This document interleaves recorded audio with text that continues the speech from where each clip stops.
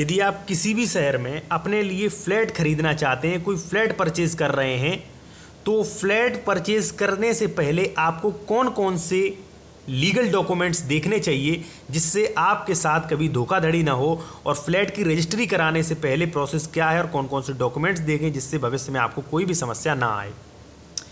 देखिए, इससे पहले मैं आपको बता दूं कि जो सरकार है उन्होंने जो फ्लैट खरीदते हैं, जो बायर होते हैं, उनको संरक्षण के लिए, उनके साथ कोई धोखाधड़ी ना हो, इसलिए उन्होंने कानून भी बना दिया है जिसे कहते हैं रीरा, रियल एस्टेट विनिमय और विकास प्राधिकरण अधिनियम।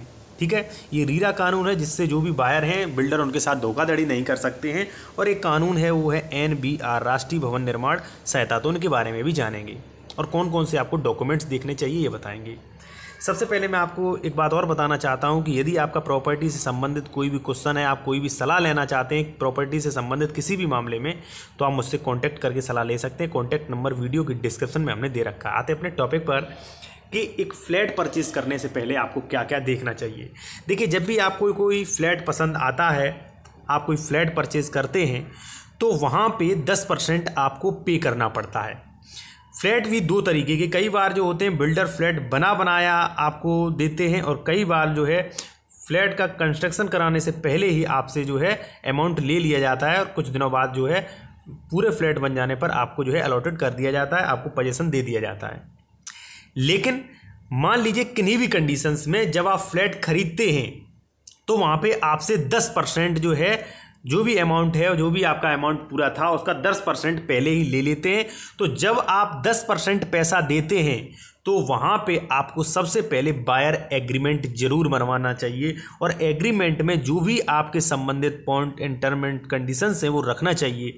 जैसे मान लीजिए फ्लैट में कोई भी डॉक्यूमेंट्स में अगर किसी भी प्रकार की कोई विधानिक त्रुटि पाई जाती है, कोई भी कानूनी दस्तावेज मिस है, तो मैं ये फ्लैट खरीदने से इनकार कर सकता हूं और मेरा अमाउंट जो है वो पूरा वापस कर दिया जाए, वो भी विद ब्याज के। तो ऐसी कंडीशंस लगा सकते हैं, और जो भी कंडीशंस आप लोग चाहें वो लगा सकते हैं, जिसपे फ्लैट नंबर, रेट, पेमेंट और भी कुछ होना चाहिए। उसके बाद जब आपने सारी टर्म एंड कंडीशन, एक बायर एग्रीमेंट जो है वो बना लिया। बायर एग्रीमेंट जो है वो बहुत ज़रूरी होता है। आप प्लॉट खरीदते हैं, मकान खरीदते हैं, फिर भी बायर एग्रीमेंट आप बनवाएं। इसके बाद जो होता है वो होता है पेमेंट रिसिप्ट। जो आपने पेमेंट दिया है उसकी रिसिप्ट प्राप्त कर लेनी है, और आगे भी जो आप पेमेंट देंगे वो भी आपको रिसिप्ट प्राप्त करनी है। उसके बाद अलॉटमेंट लेटर।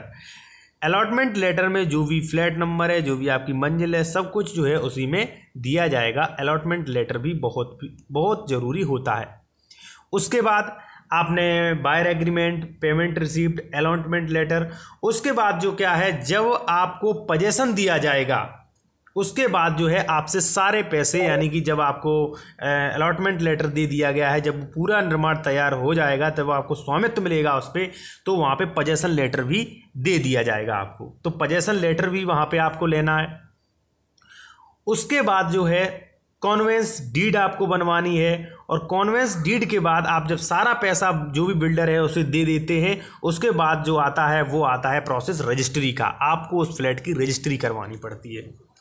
तो देखिए, यदि आप क्रम से चले हैं तो ठीक है। जैसे मान लीजिए आपने बायर एग्रीमेंट बनवा लिया, पेमेंट रिसीव्ड है, अलॉटमेंट लेटर है, पोजीशन लेटर है, ये सब करवा ली। उसके बाद रजिस्ट्री जब आप करवाने जा रहे हैं तो रजिस्ट्री करवाने से पहले आपको ये भी देखना चाहिए कि जो भी आप फ्लैट खरीद रहे हैं इस पर किसी भी प्रकार का कोई लोन तो नहीं है, क्या इस ज़मीन पर कोई भी टैक्स बकाया तो नहीं है। मान लीजिए वाटर टैक्स है, या मान लीजिए हाउस टैक्स है, किसी भी प्रकार का कोई टैक्स या लोन उस फ्लैट पे या मान लीजिए उस ज़मीन पे नहीं होना चाहिए। यदि है तो रजिस्ट्री में आपको परेशानी आएगी। यदि फिर भी आप रजिस्ट्री करा लेते हैं तो वो आपको पे करना पड़ सकता है।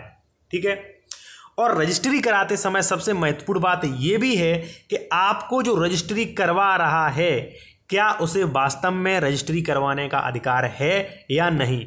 और सिर्फ आपको रजिस्ट्री करवानी चाहिए। आप अगर मान लीजिए कोई एग्रीमेंट करवाते हैं वो भी बिल्कुल इनवैलिड रहेगा। आप पावर ऑफ अटॉर्नी करवाते हैं वो भी इनवैलिड रहेगा। कई बार क्या होता है, जो बिल्डर जो होते हैं जर्नल GPA, जो जनरल पावर ऑफ अटॉर्नी होती है उसके द्वारा स्वामित्व ट्रांसफर करते हैं, वो भी गलत है।